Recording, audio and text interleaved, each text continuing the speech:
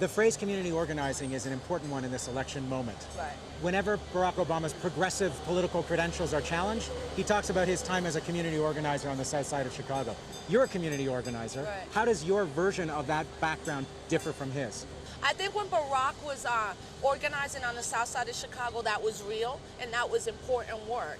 But that doesn't give you the stripes and stars to be the President of the United States. The issues in America are that in this day and age, 1 in 100 people are in jail.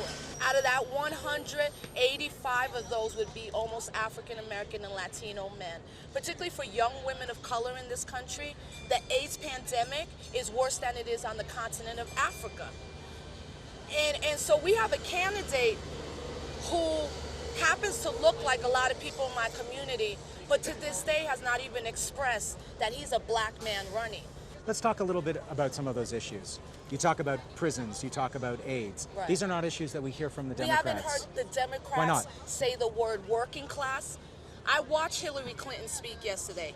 She said middle class 8 times. The majority of American people are not in a middle class category. I come from New York City, from the South Bronx, the poorest congressional district to this day in America. The average person, the average family makes $18,000 a year. Many people on the left of the Democratic Party agree with a lot of your policies. yeah. You guys are running at 1%. Yeah. In a very, very close election that is basically tied between the two old parties right Yes. now. The Green Party still has that spoiler stigma. What's going on is the Democrats and the Republicans are a billion-dollar entity, and they have a great marketing campaign.